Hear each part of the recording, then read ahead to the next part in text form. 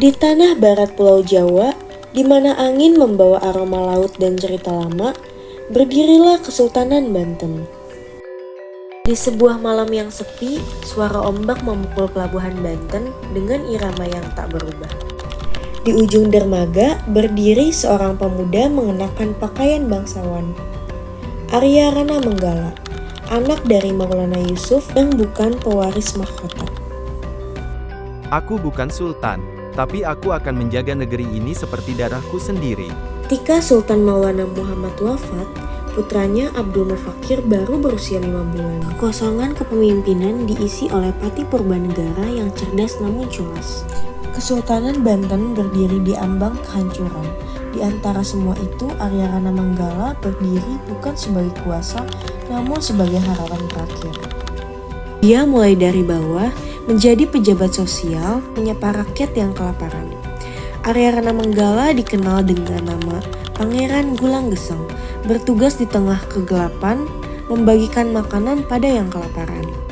Pada saat itu, Purbanegara mendatangi perjanjian gelap dengan pedagang VOC. Pajak mencekik, pelabuhan menjadi milik pedagang asing.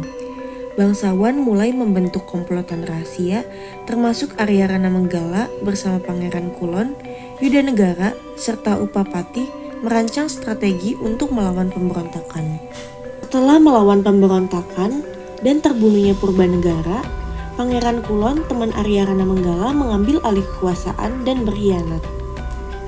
Dia membangun benteng di Sungai Pabean. Ia menyatakan dirinya sebagai sultan. Pada malam itu, Istana Surasowan terbakar. Arya Rana Menggala memerintahkan pembunuhan dan pemberontakan demi menyelamatkan kesultanan dari kehancuran. Inilah yang menjadi awal dari Perang Pailir dan menjadi titik balik nasib Banten. Pada tahun 1609 Masehi, Arya Rana Menggala resmi dijadikan Mangkubumi dan wali Sultan Abdul Mufakir. Ia menjadi tangan kanan sultan. Pada abad ke-16, Banten berada di puncak kejayaan namun di titik rawan. Jalur dagang mengundang para pedagang juga penjajah. Hadirnya Mangkubumi Arya Rana Menggala bukan sebagai penasehat, namun benteng yang menjaga kehormatan dalam negeri. Kapal-kapal asing mencoba masuk dengan alasan berdagang. Belanda mengirim utusan untuk menegosiasi pembukaan kantor dagang di Sunda Kelapa. Pada tahun 1619 Masehi, datang surat resmi dari VOC.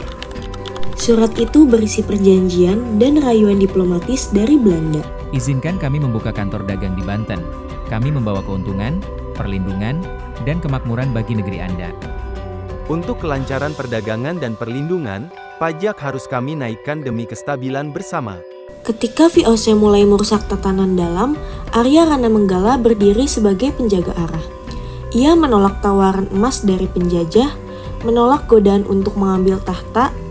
Ia hanya memilih satu hal, membela negeri. Arya Rana Menggala merupakan sosok tegas kepada VOC yang tadi beri izin membuka kantor dagang, sehingga dia mengenakan pajak tinggi dan kontrol ketat. Namun, dia meringankan pajak pada pedagang Cina. Belanda menganggap tingkah Mangkubumi ini sangat tidak adil. Jika mereka keberatan, mereka bisa berdagang di tempat lain. Mangkubumi ini memang keras kepala. Saya mengetahui tujuan Anda. Memang saya keras kepala untuk menjaga tanah saya. Kebijakan ekonominya diwariskan pada sistem pajak pelabuhan yang tetap digunakan hingga bertahun-tahun. Kehati-hatiannya pada kekuatan asing menjadi pembelajaran besar bagi penerus. Dan dalam kebudayaan, ia mewariskan suatu hal yang tak tergantikan antara keseimbangan, agama, adat, dan rakyat. Pada tahun 1624 Masehi, Arya Rana Menggala jatuh sakit.